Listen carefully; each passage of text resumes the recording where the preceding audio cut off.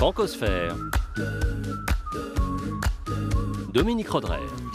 Bonjour et bienvenue dans cette nouvelle Francosphère avec un anonyme qui gagne à être connu. Edgar Secloka commence le rap à 11 ans, mais attend l'âge adulte pour fonder son premier groupe qu'il appelle modestement Anonyme. Inventeur de forme, il s'ébat dans le théâtre, slam et le ciné, jam. Secloka est éclectique, il aime Charlot et Gaël Faye, avec qui il a formé Milk, Coffee and Sugar. En concert dans le festival Ville des musiques du monde, il est en lice pour succéder à Paul Wameau, le slammer kanak, comme prix des musiques d'ici. Quand on grandit en banlieue parisienne avec des parents venus d'ailleurs, la spécificité passe souvent par les spécialités culinaires. Jean-Marc se souvient du boudin créole dans Le goût de l'enfance d'Anne Bonneau. Dans le Speak French de Jean-Marie Chazot, nous verrons qu'à l'arrière des berlines, il est question de limousine, mais aussi d'antanaclase. Francophonie ? Qu'est-ce que ça dit ? Francophone ? Qu'est-ce que ça donne ? Bonjour Edgar Secloka. Bonjour Dominique. Anonyme plutôt qu'anonymous pour votre premier groupe. La francophonie vous dit merci. Par contre, elle vous demande pourquoi un nom anglais pour le second avec Gaël Faye. Parce que en fait mon nom d'emprunt, le nom avec lequel mon petit pastiche comme ça, c'était Suga, S-U-G-A. Et on s'était dit que parler du lait et du café, c'était une bonne idée de parler de nos mélanges. Voilà. Alors voilà, milk, coffee and sugar plutôt que café au lait sucré. Est-ce que c'est comme black au lieu de dire noir ? Non, parce qu'il y a aussi MCs. On voulait être maître de cérémonie au pluriel, MCS. Donc du coup, milk, coffee and sugar. Voilà. Ah oui, évidemment, ça se défend. 10 ans après le génocide rwandais, vous avez monté une pièce de théâtre slam sur ce drame. L'éclipse des 100 jours s'appelait la pièce. Comment est-ce que vous accueillez l'élection de la ministre rwandaise de Paul Kagame, Louise Mushikiwabo, à la tête de l'Organisation internationale de la francophonie ? Pour tout vous dire, je connais pas bien en fait cette dame. Fait que ça soit une ministre rwandaise plutôt qu'elle-même. Ah finalement. d'accord, ok, très bien. Alors ça, je trouve ça plutôt bien dans l'idée qu'on puisse un jour peut-être présenter nos excuses à ce pays, à ce beau pays qu'est le Rwanda. Michaël Jean, la haïtio-canadienne qui était là avant elle, a été désavouée par la France au profit donc de cette ministre rwandaise. Vous voyez ça comme un recentrement vers l'Afrique de la francophonie ? Je vois ça, je vais vraiment être sur le cas particulier, c'est-à-dire du pays. Je vois surtout ça comme un rapprochement entre la France et le Rwanda. Et après, pour l'Afrique, vu que là, il y a les élections au Cameroun et qui se passent, je ne sais pas si c'est comme elles ne devraient pas se passer ou plutôt comme on s'attendait à ce qu'elles se passent. Voilà. Je reste au pays par pays, je reste au local, au particulier, plutôt que d'étendre ça sur toute l'Afrique. La France a des choses à se faire pardonner pour le Rwanda ? Je pense que le Rwanda a des choses à... Oui, des excuses. Enfin, je pense que la France doit présenter ses excuses à ce pays pour le génocide qu'il a subi. Et le fait que le Rwanda ne soit plus très francophone, c'est l'anglais maintenant qui domine. Le président s'exprime en anglais. Ça s'explique par rejet ? Par un rejet, je pense. Un rejet. Voilà, mais je veux pas parler pour les Rwandais, mais je pense que oui, c'est une forme de rejet. Si vous vous demandez encore qui vous parle, qui est Edgar Secloka, laissons le soin à Corinne Alexia d'y répondre à sa façon dans son portrait coupé-décalé.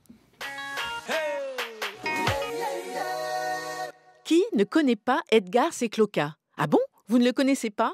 Eh bien, Edgar est le frère d'un ange. C'est elle qui lui conseille la poésie. Oui, elle, car les anges ont un sexe, et donc Ange est la sœur aînée d'Edgar. Ses conseils vont lui donner des ailes. À 11 ans, le voilà déjà rappeur, et comme le rap est petit, le slam et le hip-hop aussi, Edgar se trouve 15 ans plus tard aux côtés de l'auteur de Petit Pays.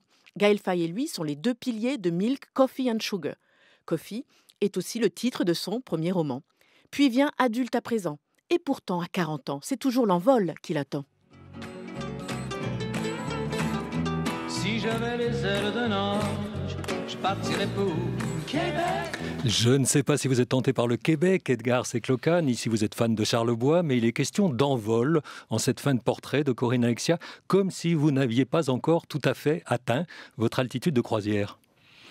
Je sais pas, vraiment je sais pas. J'ai l'impression quand même que j'ai la chance déjà de pouvoir faire ce que j'aime et de m'épanouir là-dedans, et que ça, en termes d'envol, c'est déjà pas mal. Maintenant, la retombée, on va dire, médiatique, la renommée, peut-être qu'elle n'est pas celle que mes vous proches pourriez- voudraient. Que voilà. mes proches voudraient. Moi, je suis bien là où je suis. Bon, alors il y a un autre duo célèbre, hein, c'est NTM, avec Joe Starr, qui est plus connu que Cool Chain, dans le duo de Milk, Coffee and Sugar. Est-ce que vous avez l'impression d'être le Cool Chain de Gaël Faye? Non, non, mais j'aime bien la comparaison. Non, je pense que au contraire, on est chacun a permis à l'autre de s'envoler. Et donc, du coup, on est plutôt assez complémentaires là-dessus. Et je pense que on est à la place qu'on mérite. Enfin, je veux dire, Gaël est très brillant.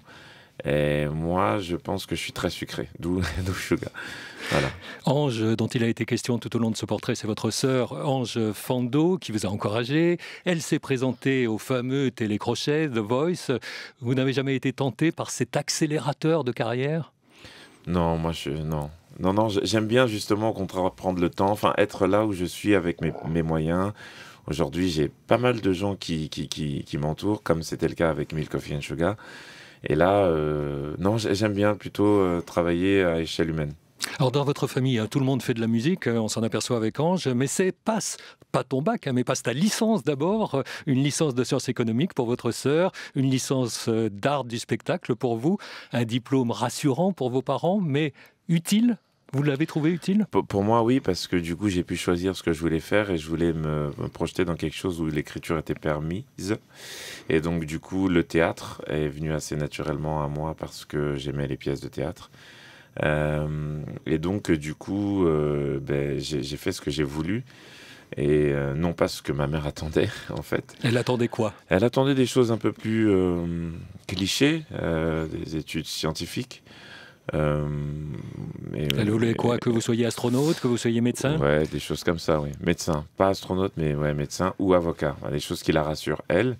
Et au final, aujourd'hui, elle est rassurée parce que je suis bien dans mes baskets, là où je suis. Vous allez bientôt publier votre 3e roman, sans compter les recueils de poésie. Alors, est-ce que vous vous considérez plus comme un écrivain qui fait de la musique ou un musicien qui écrit? Comme un auteur qui se sert de tous les moyens pour donner à entendre sa langue. Je leur réponds que je suis né ici, quand ils me disent qu'ils me veulent là-bas. Mais bon, je sais bien qu'ici, je serais aimé comme là-bas. Parfois, je voudrais vivre là-bas. Peut-être je mourrais pas ici. Enterrez-moi dans du béton là-bas, ou dans un champ de coton ici. J'apprécie le confort ici, comme le tourisme là-bas. Comme ma mère venue ici, récupérer ses richesses de là-bas. La reine Sissi se balade ici, avec les bijoux de là-bas. La reine Saba n'a plus rien là-bas. On sait tous pourquoi ici les partis politiques d'ici s'appuient sur les PIB de là-bas. La colonisation, y a qu'ici qu'on croit qu'elle n'existe plus là-bas. Les journaux font tout ici pour qu'on sache rien de ce qui se passe là-bas. Si un génocide là-bas, c'est la coupe du monde ici. Je viens d'ici. Je viens de là-bas. Je viens d'ici. Ici, là-bas, d'Edgar, c'est Cloca. Ici, pour vous, Edgar, c'est Puteaux, à côté de Paris, et là-bas, le Cameroun et le Bénin. Est-ce qu'on peut dire que ici, vous vous sentez de là-bas et inversement? Ouais, oui, complètement. Et du coup, je crée un espace où les deux peuvent se rejoindre et ne former qu'un pays imaginaire, une sorte de bulle dans laquelle je me réfugie. Psychologiquement, qu'est-ce qui est le plus facile pour vous? Être d'ici quand vous êtes là-bas ou le contraire? Vraiment, ce qui est le plus facile pour moi, c'est de considérer que je suis un peu de partout, et d'essayer de me mettre à mon aise vraiment partout, que ce soit là, sur une émission de radio ou chez des amis. Voilà, je pense que la frontière, elle est à partir du moment où on arrive chez, et peu importe où, que ce soit dans le local ou que ce soit au niveau géographique, dans un autre pays. Donc c'est ça qui est facile pour moi, c'est que j'essaye de de me rendre à l'aise, d'être à l'aise là où je mets les pieds. Et quand j'y arrive, tout est facilité. Est-ce que vous auriez eu la même envie, Edgar Secloka, de vous exprimer artistiquement si vos parents ne vous avaient pas fait naître ici ? Je pense que aussi que les moyens n'auraient pas été les mêmes. Là, j'ai eu la chance d'être quand même sur le terrain, comme mes cousins du Pays d'Is, c'est-à-dire de pouvoir bénéficier de matériaux, d'outils plutôt, qui me permettent de creuser mon moi artistique et surtout de le donner à entendre. Là où c'est beaucoup plus compliqué quand on est de là-bas, et par là-bas j'entends les pays dominés. Ce que vous aimez, c'est la mise en relation, comme aurait pu dire Édouard Glissant, c'est-à-dire il y a 1994 qui apparaît dans ce morceau. 1994, c'est évidemment le génocide au Rwanda, puis c'est la Coupe du Monde de football aux États-Unis, remportée par le Brésil. L'Occident et même l'Afrique regardaient plus les terrains de foot que les mille collines et les massacres à ce moment-là. Complètement, les médias aussi. Et moi, je me souviens de mon regard, en fait. Je pars du mien. Je me souviens vraiment de mon regard j'étais content de voir cette Coupe du Monde. Et à côté, qu'est-ce que je voyais? Je voyais une espèce de guerre tribale, alors que ce n'était pas ça. Et en plus, c'était par flash. Là où l'étendue médiatique était donnée à des footballeurs. Je trouve ça quand même étrange. Francosphère, Dominique Rodrey. Nous sommes en compagnie d'Edgar Secloka, romancier, poète, chanteur, slameur, en concert dans le festival Ville des musiques du monde en région parisienne et en lice pour le prix Musique d'ici. Le festival met par ailleurs le cap cette année sur les îles, à commencer par toutes les îles des Outre-mer. Nous allons justement partir vers la Guadeloupe, d'où est originaire un certain Jean-Marc Thibaudier, qui s'en est d'abord aperçu par le contenu de son assiette pendant les fêtes. C'est son goût de l'enfance, confié à Anne Bonneau. Le boudin créole, le boudin antillais. Ah, bah dis donc, t'en connais des trucs. Les Antilles, j'y étais jamais allé, je suis né à Paris. Et le boudin, ça a été une révélation. Pour un gamin de 6-7 ans, je ne sais pas à quel âge j'ai découvert ça, qui bien sûr ne mangeait quasiment pas épicé, en tout cas loin de manger pimenté. Alors là, il pouvait y avoir 10 tonnes de piment dedans, ça passait comme une lettre à la poste. Le boudin, il est arrivé parce que déjà, mon père, avec des potes à lui, prenait un peu l'habitude de le fabriquer. C'est défendu? Alors c'était dans le garage, en bas, on était dans un pavillon, ils installaient les grandes tables, ils commençaient ça à 5h ou 6h du matin, enfin c'était quelque chose d'exceptionnel. Ça devait se faire une fois l'an, un peu certainement de souvenirs à la période de Noël, puisque c'est un peu la tradition. C'est la passion. La passion? La passion. La préparation du boudin, pour un gamin de 6 ans, c'est assez costaud. C'est du sang, c'est des boyaux, c'est du pain malaxé, c'est de la viande, enfin c'est plein de choses. Alors beaucoup d'épices. Alors au fur et à mesure, on apprécie, mais au début, c'est assez bon, plutôt repoussant. Il n'y en avait jamais assez de toute façon. Eh bien, ce n'est pas pour me déplaire. Je me suis dit, il y a vraiment quelque chose à part, de différent. Comme chez mes potes ou maghrébins ou espagnols que je fréquentais, qui avaient leur spécificité, et souvent la spécificité était culinaire. Est-ce que vous faisiez aussi des échanges gastronomiques avec les autres enfants du quartier, Edgar Secloka? Non, plutôt avec mes cousins à l'intérieur de ma communauté. Lors des réunions, il y a des tontines qui s'organisaient le week-end, et là on parlait de ce qu'on aimait et ce qu'on n'aimait pas. Et je me souviens que moi j'aimais les tripes. Et c'est pareil, c'est un aspect... Quelle horreur. Et j'aime toujours d'ailleurs, c'est très bon. Et voilà, mais ça avait un aspect un peu bizarre pour certains de mes cousins. L'appartenance identitaire, elle a aussi commencé pour vous sur le plan culinaire? Forcément, mais je dirais quand même musical. J'écoutais André Maritala petit, je n'aimais pas, parce que moi je voulais plutôt, je préférais les Forbans. Donc à cette époque-là, on veut s'assimiler, enfin on veut ressembler aux autres. Et je n'aimais pas trop la musique qu'il y avait à la maison, sauf quand elle était afro-américaine d'ailleurs. Quand elle était afro-américaine, j'ai connu Luther Vandross, Anita Baker, et j'aimais dire que je les connaissais. Et alors, je reviens à la cuisine. Est-ce qu'il y avait pour toute la famille des déplacements au Cameroun où là, on se mettait à manger très différemment? Non, parce que oui, il y avait des déplacements, mais on mangeait pareil qu'à la maison, dans la mesure où... Ou chez vous mangiez camerounais? Voilà, c'était une ambassade camerounaise. On mangeait français aussi, parce que ma mère y tenait, mais on mangeait camerounais, donc j'ai connu tous les plats d'abord ici. Et dans la qualité de vie du Cameroun, qu'est-ce qui pourrait vous retenir là-bas ? Qu'est-ce qui pourrait me retenir là-bas ? Je pense que c'est les discussions. En fait, il y a moins d'écrans. Et, on parle plus librement. On parle plus librement, plus longtemps. On a plus envie de parler, on peut-être. On a plus envie de parler, plus besoin aussi. Et ça m'a... j'y étais il y a 3 ans, je vais y aller l'année prochaine. Et c'est quelque chose qui m'a marqué et dont je n'avais pas conscience plus petit.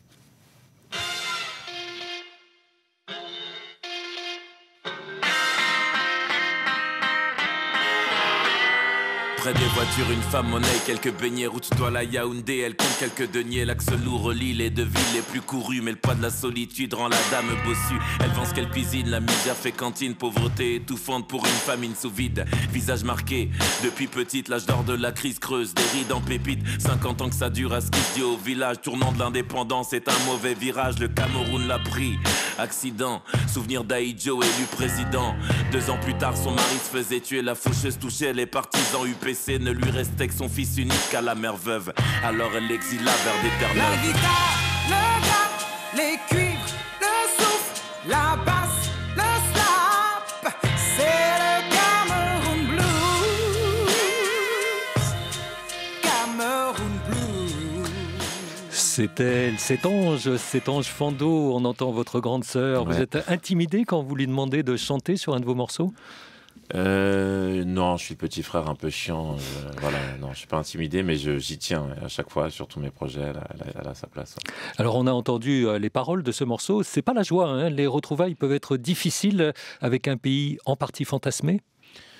Complètement. Et là, c'est un personnage imaginaire qui aurait pu être moi, parce qu'à un moment donné, je me suis posé la question de si je voulais être professeur.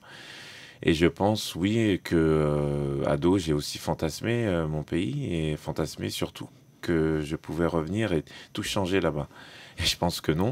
Encore une fois, rien ne change. On le voit sur le plan politique. Voilà. Enfin, ça change doucement. Et donc, les organisations, on s'organise. Voilà, la contestation, elle est locale. Elle se fait de façon silencieuse. Par des gestes simples, mais ça bouge tout doucement. Alors, qu'est-ce qu'on voit évoluer le plus ? Moi, je pense que c'est déjà la prise de conscience de la diaspora. Ça, à mon niveau, c'est ce que je vois de plus. Je les trouve de plus en plus lucides sur la façon dont est géré leur pays.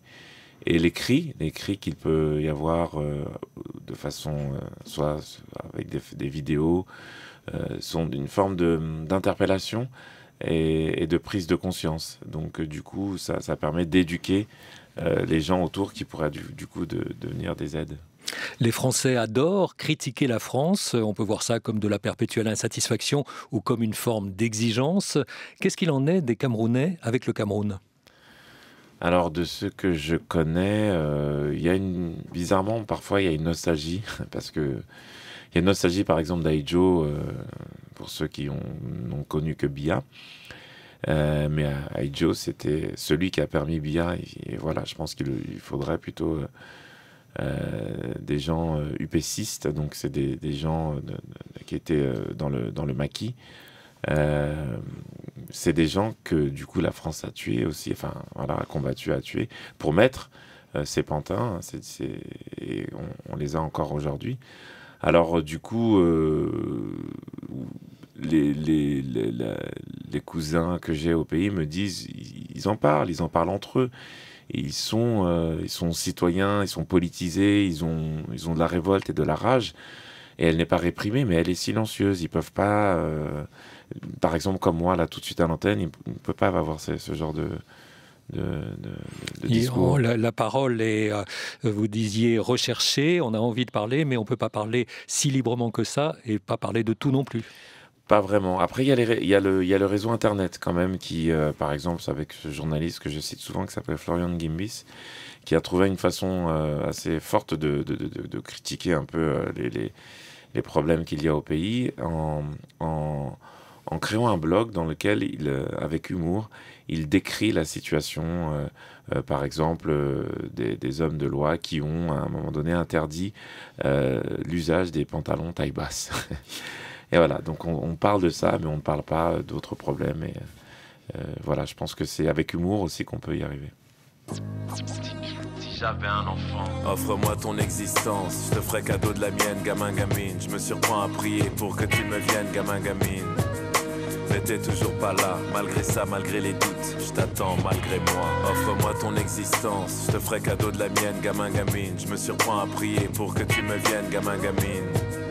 Mais t'es toujours pas là, malgré ça, malgré les doutes, je t'attends malgré moi. Offre-moi ton existence, je te ferai cadeau de la mienne, gamin, gamine. Je me surprends à prier pour que tu me viennes, gamin, gamine.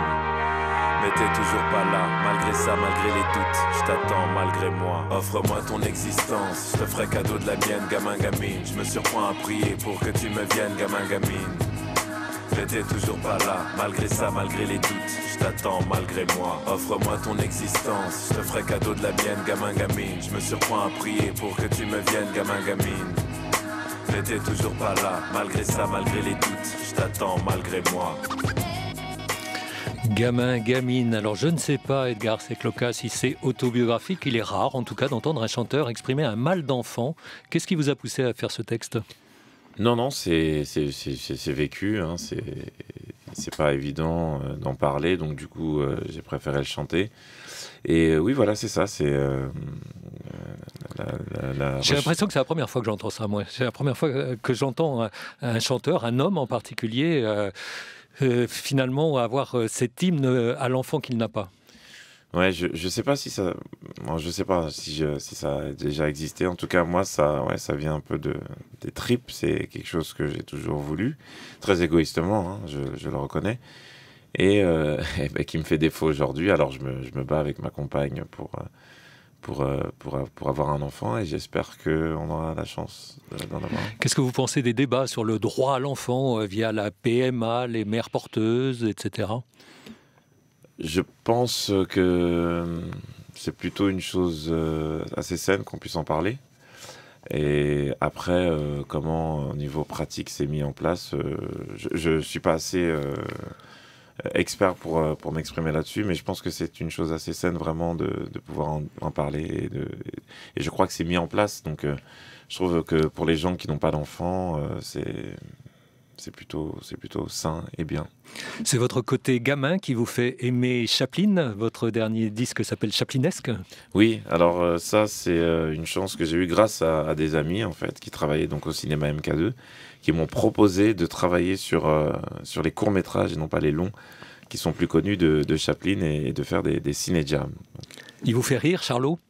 Il me fait rire, ouais, parce qu'il est naïf et puis surtout il est pertinent. Donc, par exemple, dans son film court-métrage L'Immigrant, il raconte de façon humoristique ce que c'est que le périple d'un migrant. Et c'est complètement actuel. Le festival Ville des musiques du monde auquel vous participez met le cap sur les îles. Quel rapport vous entretenez-vous avec les musiques des Outre-mer, avec le zouk, avec le maloya, avec le kaneka ? Ça m'a bercé, hein, autant que la rumba, autant que le makossa, bikutsi. Donc c'est une musique naturelle pour moi. Et d'ailleurs, Ici là-bas, qui est une de mes chansons, est un zouk. Et voilà, du coup, ouais, c'est quelque chose qui m'éduque. Nous terminons avec le Speak French de Jean-Marie Chazot, inspiré par le livre du philosophe Michel Serres, Défense et illustration de la langue française aujourd'hui, avec le journaliste Michel Polacco, dans lequel le vieil académicien français dénonce l'invasion de nos villes et de nos campagnes par la langue anglaise. Michel Serres le déplore, dans les villes de France, il y a plus de mots anglais que de mots allemands pendant l'occupation. D'où ce recueil de chroniques radiophoniques consacrées aux subtilités et aux délices de la langue française, expliquant par exemple l'antanaclase, cette figure de rhétorique qui utilise une expression dans deux sens différents, dont il cite un exemple avec Coluche. C'est ça, les gardiens de la paix, au lieu de nous la garder, il fera mieux de nous la foutre. Et à plonger dans l'étymologie, Michel Serres s'amuse des mots français qui se cachent derrière l'anglais. Disease, la maladie, vient du vieux français désaise. La santé, c'est l'aise. L'inverse, c'est le malaise. Mais le vieux mot, c'était désaise. Le philosophe pointe aussi des lieux bien français derrière de célèbres voitures américaines. Cadillac est une commune de Gironde. Les limousines évoquent le Limousin. Mais pour parler de Berlin, les Américains utilisent Sedan comme la ville des Ardennes. Le philosophe a d'ailleurs eu tout loisir de le constater puisqu'il a enseigné à l'université californienne de Stanford, pour ainsi dire, chez l'ennemi. Voilà, on transmettra à votre collègue en rap Disease la peste. Il vous arrive vous aussi, de céder à l'anglais, mais pas de chanter en anglais, contrairement à d'autres, parce que vous accordez trop d'importance au texte pour l'écrire dans une autre langue que la vôtre? Oui, parce que c'est ma langue et que je la trouve belle. Et puis aussi que, il y a un truc qui me gêne avec l'anglais, c'est voilà, c'est la langue un peu universelle et donc du coup, elle prend le pas sur des idiomes, sur des dialectes et ça me gêne. Elle risque de tout balayer sur son passage. Voilà, j'avais un morceau comme ça que je faisais qui s'appelait Fucked en anglais et qui disait justement qu'il y a aussi de la beauté et surtout l'accès à une autre langue. Avec les dialectes d'autres peuples et ça peut créer encore un autre langage que je trouve beaucoup plus beau que l'uniformisation qu'on a par l'anglais. Jusqu'à quel point est-ce qu'il faut respecter la langue? Jusqu'à quel point la bousculer? Je pense que ça se fait naturellement. Là, on voit bien qu'il y a des langues, même au niveau de l'orthographe. Ce que je déplorais au départ, je trouve ça plutôt intéressant. Là, j'ai un recueil de poèmes qui va sortir et sur la première mouture, je m'étais demandé si j'avais le droit de bousculer la langue que je connais. Et je trouve que ça peut être intéressant, même si c'est risqué, parce que les gens ont du mal à... Du coup, je me suis d'ailleurs ressaisi, enfin pas ressaisi, mais j'ai renoncé. Mais je trouve que c'est bien de bousculer par la langue et d'accepter l'évolution d'une langue. Qu'est-ce qui fait, Edgar Secloka, que certaines de vos poésies vont se retrouver dans vos recueils et que d'autres, vous allez les slammer ou les rapper? Je crois que c'est l'intime. Sur mes recueils, je parle souvent enfin, je ne parle que d'amour et de l'amour que j'ai pour ma femme. Donc, et ça, vous ne pourriez pas le mettre en musique? Si, je le fais aussi, mais là, c'est au travers de l'amour de ma femme, j'évoque un amour beaucoup plus large et aussi mes combats. Donc au final, je crois qu'il y a beaucoup de choses qui se rejoignent. Merci beaucoup, Edgar Secloka. Merci à vous. En concert le 30 octobre dans le festival Ville des musiques du monde. Programmation complète sur le site. Merci également à Corinne Alexia, Anne Bonneau, Jean-Marie Chazot, Sandrine Weber et Augustin Luquet.